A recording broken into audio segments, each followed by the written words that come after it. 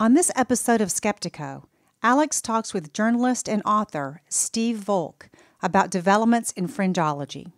The real limit on materialism, as it applies to science, is the something else, something more that a lot of consciousness research alludes to.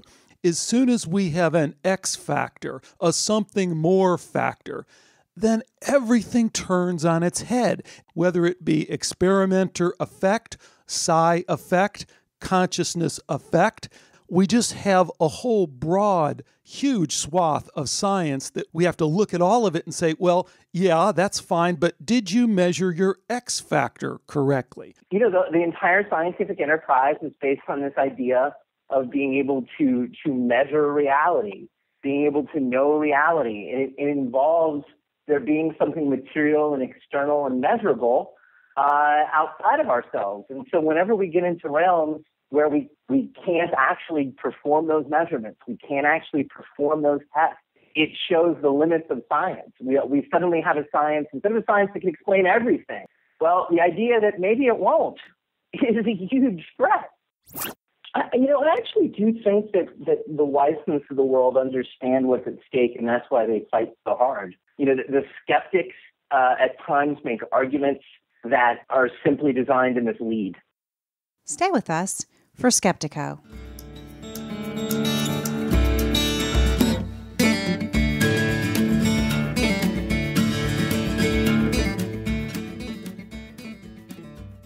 Welcome to Skeptiko, where we explore controversial science with leading researchers, thinkers, and their critics.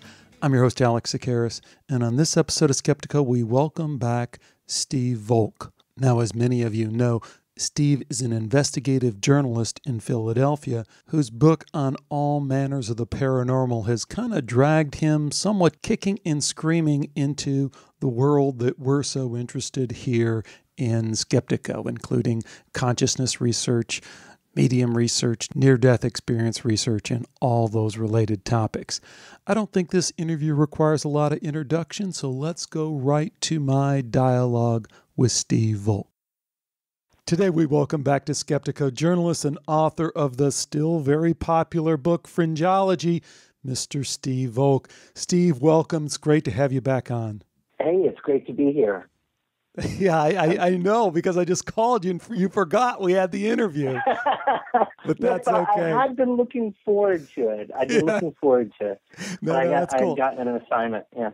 Hey, as a lot of folks who listen to Skeptiko know, in 2011 you published Fringe-ology, How I Tried to Explain Away the Unexplainable and Couldn't. And now it's coming back out on paperback, which we have to give you congratulations on that. That's great. Yeah, I'm really excited. Yeah, I think that's terrific for you. But I think what a lot of folks may not be aware of is that you've been continuing to write some really sensational blog posts as a follow-up to Fringe-ology, and you've been posting them on stevevolk.com. So I thought we might take a couple of minutes and catch up with you on some of the stuff you've been writing about, because I think it's really great stuff. Thank you very much. I appreciate it. It's been a challenge for me as I get back into sort of, mainstream journalism. I want to keep my hand in things, and so the blog has been a really good outlet for me to do that. Great. Well, we won't be able to get to all of these, but that's great. It'll just give folks a reason to check you out and go read all your posts. But where I thought we might start is false positive psychology and this whole dust-up about, really, I guess, maybe started with Daryl Bem or maybe started even before that, but your take on what's going on in the battle over parapsychology and how the battlegrounds have even shifted to psychology in general. Yeah, I was going to say, I think that what's happened here is that the goalposts have consistently been moved when parapsychologists turn up any kind of positive data for psi. There are different complaints that have been lodged depending on sort of what decade we're in. And so early on with J.B. Rhine, it was methodology. And then later on, as the methodology started to get tightened, basically the skeptics insisted on tighter and tighter protocols, to the point where, as I write about actually in the book, parapsychology has some of the strictest protocols, if not the strictest protocols, in the entire field of psychology to prevent fraud and sort of contamination of data.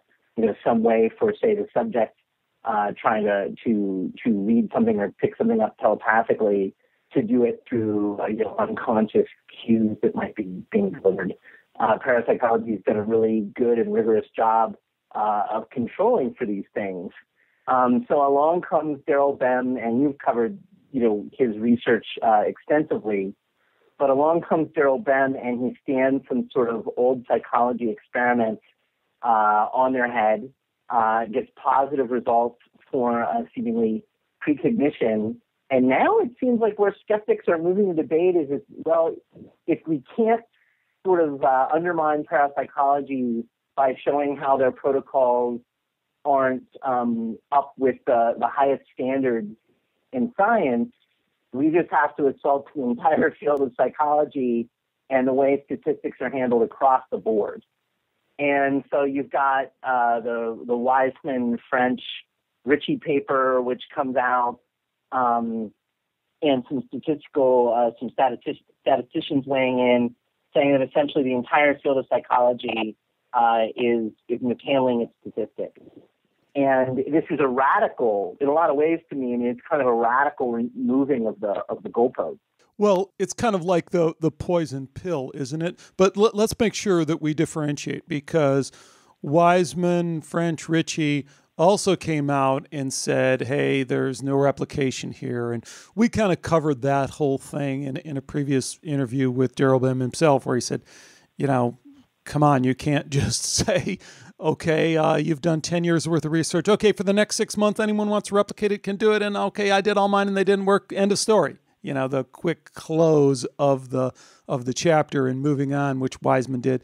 But that's really kind of separate from this false positive psychology thing that you just led into, which kind of calls into question, really, beyond psychology, all the social sciences and how statistics are used. Because I think you could take that same critique as they have and apply it just across the board at a large swath of research. So what I wonder is kind of taking it one step further and say, isn't this just more theater? And isn't what's really about, and you alluded to this in either this post or another post, but it's really about materialism, and it's about the end of materialism is essentially the end of science as we know it. I mean, we can still move forward with good engineering and make iPhones prettier and more powerful, but don't we have a real theoretical underpinnings of science dilemma when we get rid of materialism? And isn't that what's really behind this in terms of clutching on to it? There's no question that we are involved in a propaganda war, right? Where Weiss and Ritchie French, for instance, they got huge publicity ultimately for their study in which they, failed to replicate Bem's results. And they don't mention in any of the interviews, they don't mention in the literature review in their paper that some positive replications have been done. Weissman, to my knowledge, has never given an explanation for why, a good explanation anyway, for why the window should only be left open for 6 months for people to do replications. That is really, it's ridiculous and arbitrary time frame, and it does sort of reveal his agenda right out of the gate. Let's treat this as dismissively as possible. And I don't think you have to have actually any point of view there, in terms of how this is all going to shake out, it's real or it's not, to see that that's what Wiseman is doing, to see that what he's doing there is inherently unfair out of the gate. I think you should be able to acknowledge that, whichever side you're on. And then, so that's A. And then B, without question, psi is largely seen as a massive threat to materialism.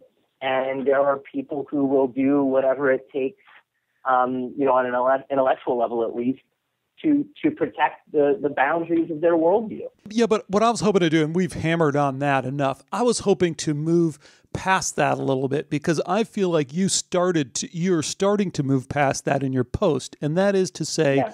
you know what, with the real limit on materialism as it applies to science is the something else, something more that Psi alludes to, that a lot of consciousness research alludes to.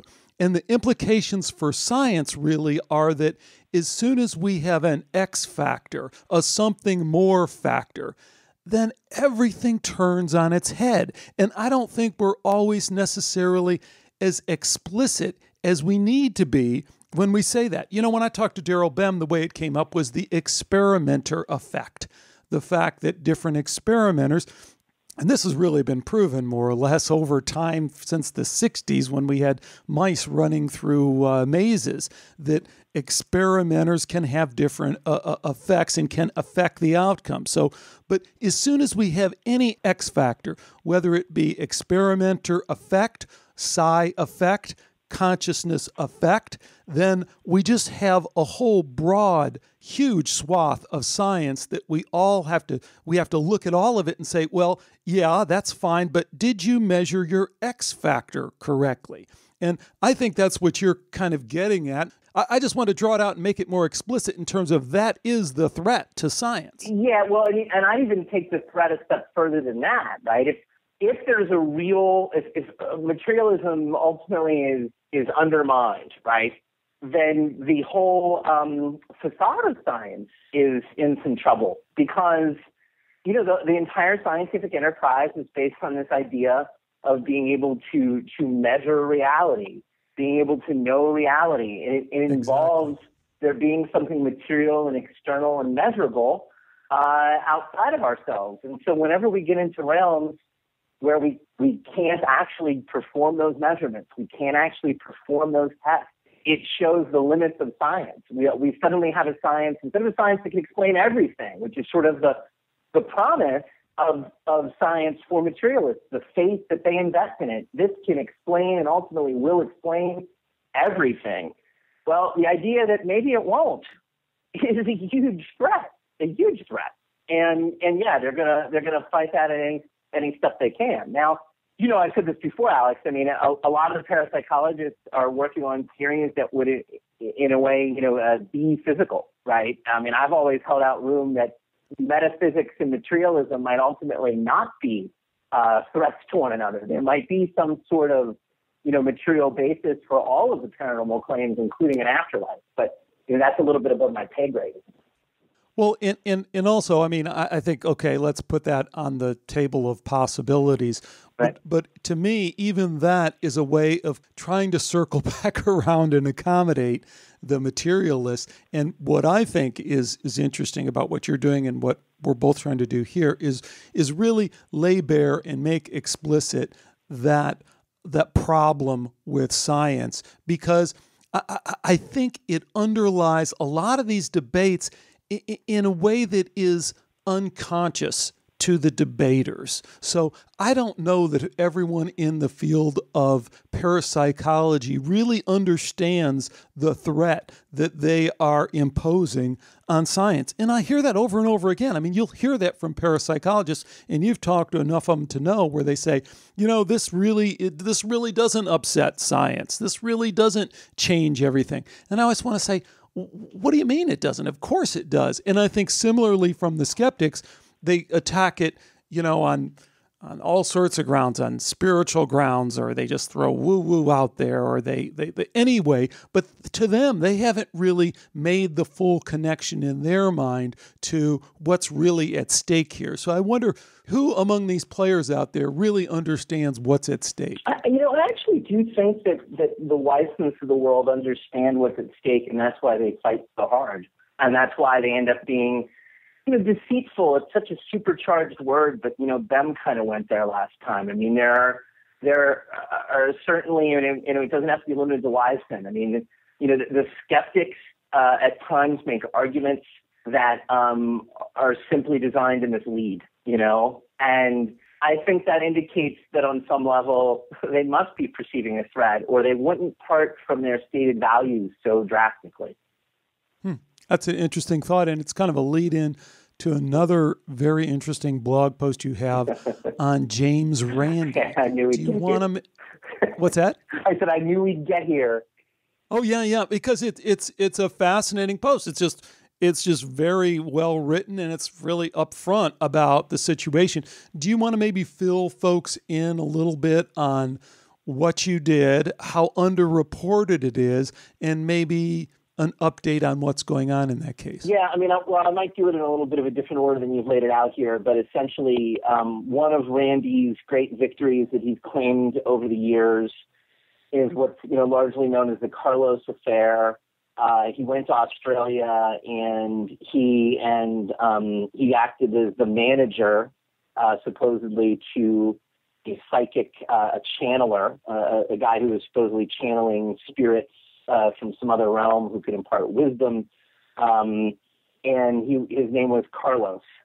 And Randi has consistently claimed over the years, that he showed with this experiment how easily it is to fool people. Just announce you're a psychic, and the media comes out, and everybody's so gullible they all buy in. Now, there's problems with that story, which I won't bother to get into here, which is that namely the Australian media pretty much pilloried the whole thing and never bought into it at all. So there's deception there whenever Randi weaves this tale the way he does. But more than that, it turns out that Carlos was sort of a Chinese box of a person. Carlos was a guy named Jose Luis Alvarez, supposedly pretending to be Carlos, but it turns out that he really wasn't Jose Luis Alvarez. That was in fact an identity, and I guess I can just go ahead and say it now because he's since pled guilty, was an identity he stole. And his real name was David Pena, and he's from Venezuela, and he stole the identity of a teacher's aide in the Bronx named Jose Luis Alvarez. And so that's the basic, setup and premise of this. Right. We have to add that this is a longtime lover, partner. Oh, I was about to go there. Yeah. Okay, so, that's who this guy is. So he comes over, and it's unclear to what extent Randi helped him set up this fake identity, which we have to add, by the way, has caused enormous problems for this teacher's aide in the Bronx who had his identity stolen, and his IRS after him and credit cards after him and can't get a passport and has all this other problems. But we don't know to what extent Randi helped, but we certainly know that Randi was aware that this was going on. Well, Randi came out as gay, I guess, a few years ago, and Pena has been his longtime live-in lover over 20 years. They've lived together in Fort Lauderdale, so there's a romance there. And Randi, I think, to this stage has never actually admitted. I haven't looked into it, Alex, for a couple of weeks, but I've been trying to keep up with it. And Randi, I don't think, has yet admitted publicly that he knew that the identity had been stolen, but it seems when you add up the facts and you look at the timeline, it seems that he did. And it leaves us with a question here, which is to me, it's kind of the by any means necessary question that exactly comes up with Randi all the time, which is, where does this guy, if ever, draw a line in his attacks on parapsychology? Is it possible that this supposed lion of truth-telling and skepticism, had in fact, facilitated and aided the theft of another human being's identity? Oh, well, clearly he did. Let's not play around with that. I think the larger question that you're hinting at is that can we really expect to find truth and honesty through dishonesty? And that is the pill that Randi has been selling for the longest time, and so many people line up and swallow it. And I think it really gets to the moral issues behind not only science and skepticism, but also atheism. And that if you really don't have any morals and you're making them up, it's very easy to fall into this well, I just have to win at all costs, and it's about winning, and that's the end of it. In a very poignant and dramatic way, Alex. I mean, the atheist crowd likes to make these arguments about what people will do when they're filled with self-righteous zeal that, they argue comes from religion, right? And that it leads to these kinds of holy wars and a lot of death and destruction. And I do think here we have an example of how that same kind of self-righteous zeal infects James Randi. And there are a lot of examples of Randi. But the same self-righteous zeal infects Randi, and in this case did do a lot of damage to the real Jose Luis Alvarez. And it does raise the question, when you have people who are this passionately invested in their point of view, can they be trusted at all? And I think there's certain numbers of them that can't be. Yeah, well, and I think it also draws us back to the first point that we were talking about, and that's that, we really can measure folks by nothing else than their actions, what they say, what they do. I mean, that's really, we can't get inside their head and know what their true intentions are. So we're left with measuring the product of that internal process that they're going through. And in this case, it's horrible. I mean, and as you point out, and I think you did a great job in the post, is pointing out the reaction from the skeptical community. And there hasn't been any. There really hasn't been any critique. There really hasn't been any call for truth, logic, critical thinking at all. And again, there really isn't an easy way to explain that, and there isn't an easy way to gloss over it. And I don't think we should, and I don't think your article does. No. And look, there's a massive bias in the field of psychology toward looking at the people who claim paranormal experiences or who claim beliefs in paranormal experiences as if this absolutely has to be representative of some dysfunction, right?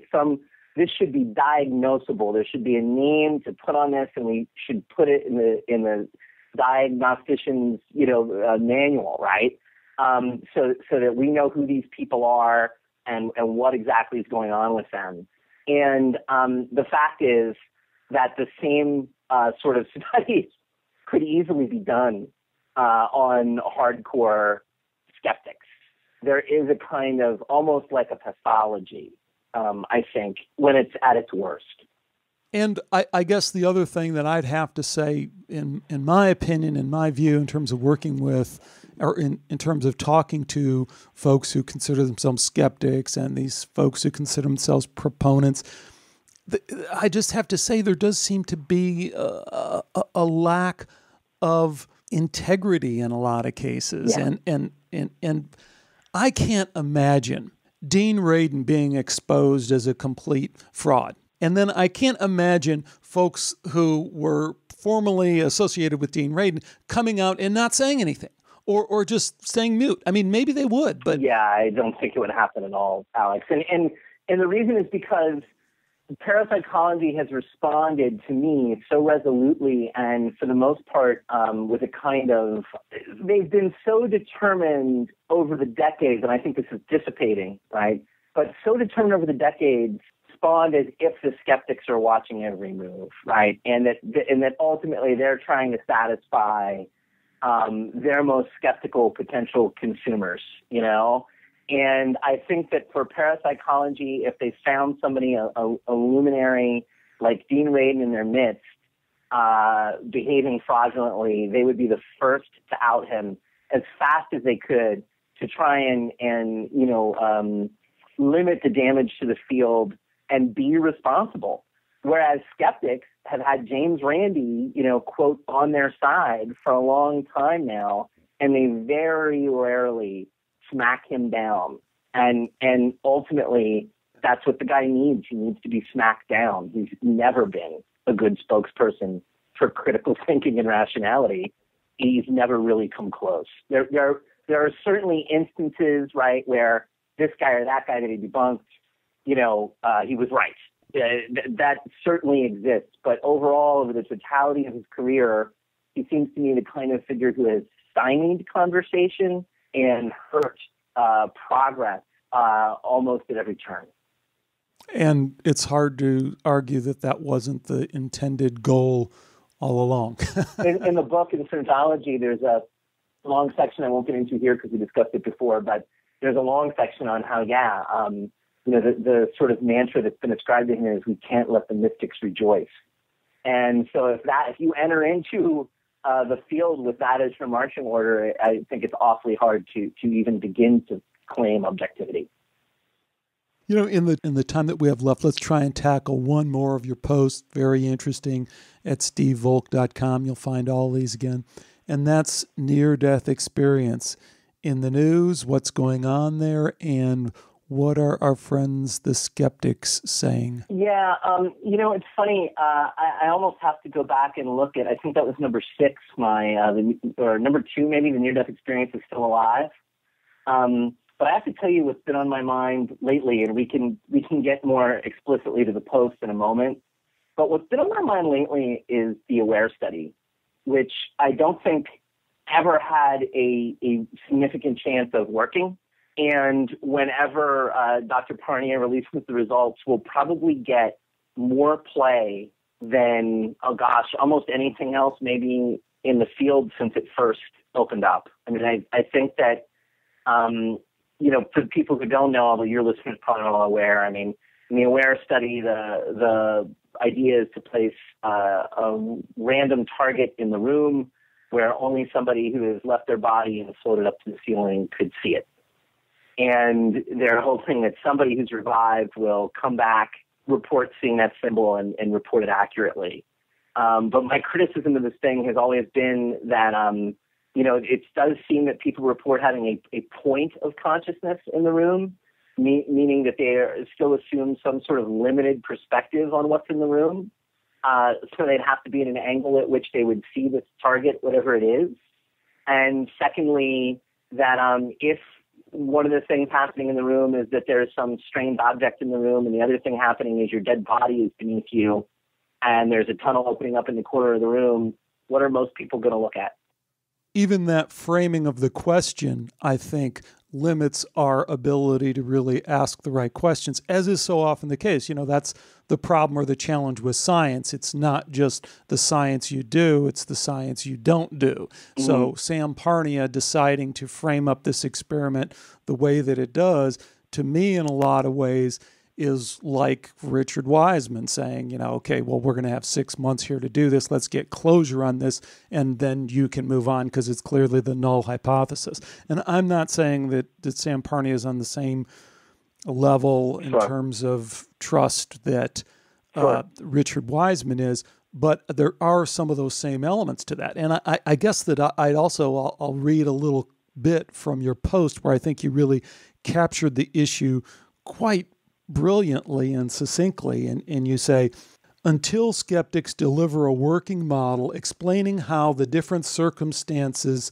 NDEers find themselves in at the time of their experience produce predictable changes in the content and character of what they report, then they have yet to produce any significant explanation at all. Well, I think, and the rest of this post really gets on to pull that out further and explain how that skeptics have offered none, in terms of an explanatory model for what we've already all agreed that we observe. So people are having these near-death experiences. We can measure them in these any number of ways. And there's been numerous peer-reviewed papers studied, and yet we always kind of are letting the skeptics go without presenting any kind of alternative explanation for this. So again, it's a sleight of hand, and that's the problem I see with Parnia is, why would we move on to AWARE when we have the big problem getting over?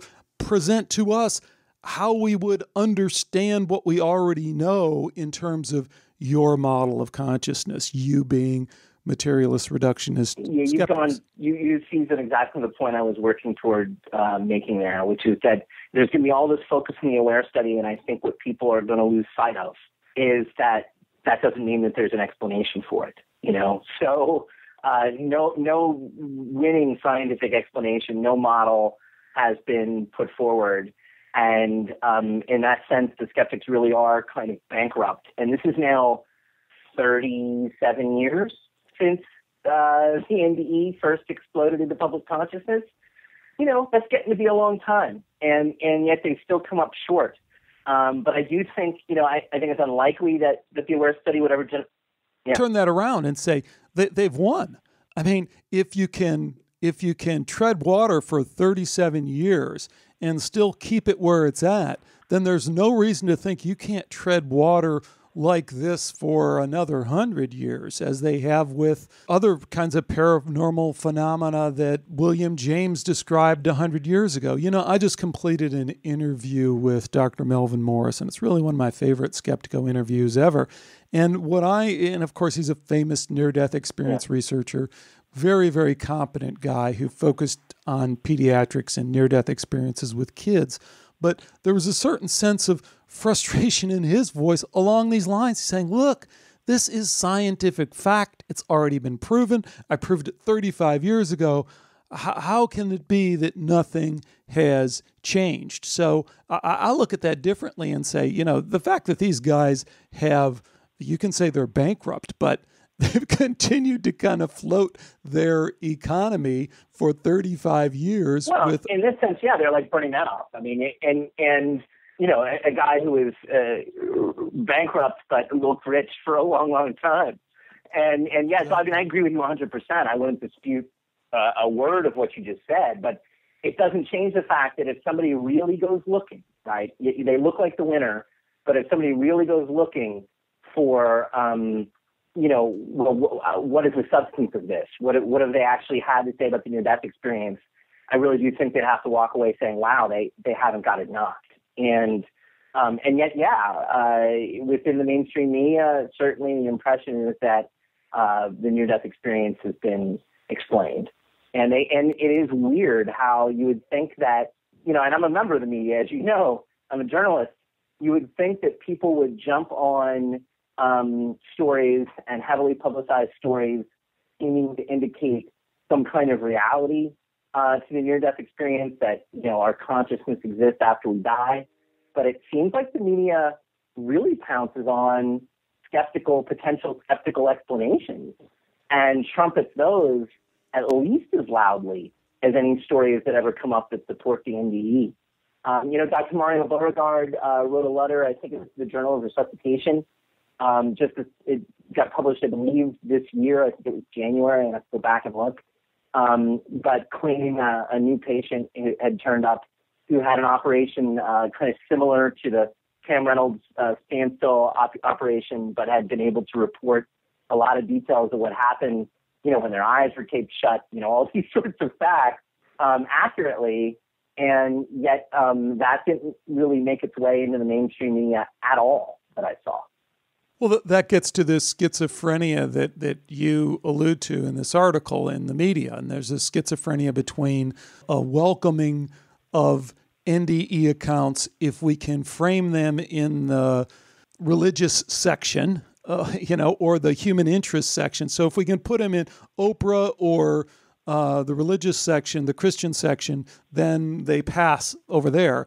But then there's this huge wall that is science, and over there we have to kind of present it in a completely different way. And it's schizophrenic. I mean, we never even try and match those two up, even if the credentials of the people reporting on both sides are identical. So it doesn't matter if you have an anesthesiologist reporting over here and a neurosurgeon reporting over here. There's never any need to kind of resolve the completely contradictory worldviews. There's also so much for us going on here psychologically, Alex, whether we believe or disbelieve or we're stuck somewhere in the middle.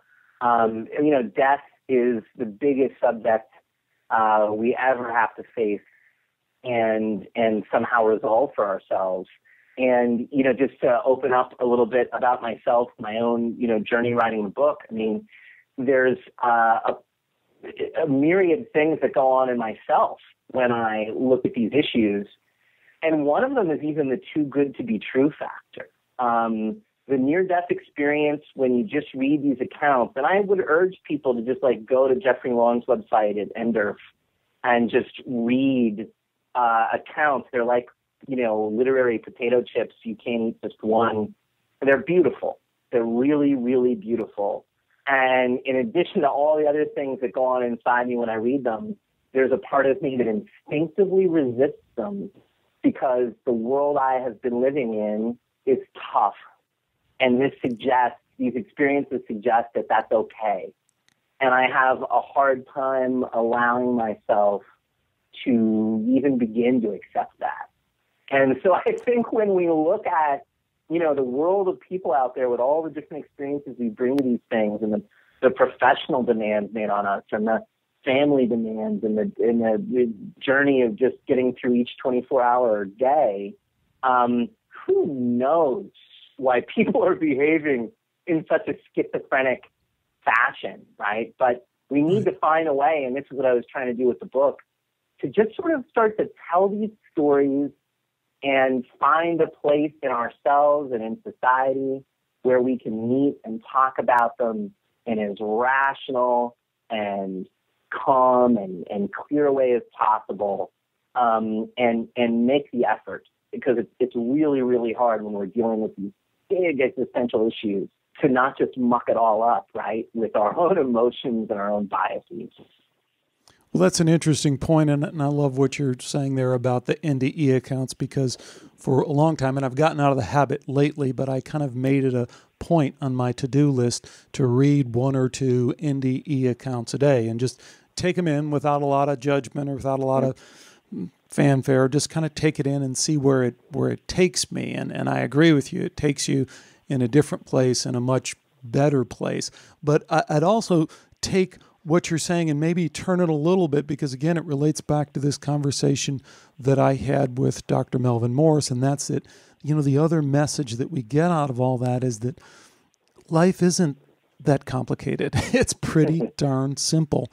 It's about taking care of other people, taking care of yourself, doing the best that you can, and letting go of the rest. And I think that there is, and this gets into, I guess, maybe it's a little bit too soft and fuzzy for a lot of people, but at the end of the day, I think it's what we all really want out of this investigation and out of science in general. And that's a deeper understanding about how to live our lives. That's what we're looking for. Yeah. And I do think we can nudge a little bit closer by looking at this science. And that's one of the takeaways for me, is it really isn't that difficult. And to the extent that I make it super complicated, there's a part of my mind, my nature that I can see that makes everything kind of complicated. And maybe I need to let go of that a little bit. Right. And one of the fascinating things with the NDE when you start talking about using science to look at it is, I think that,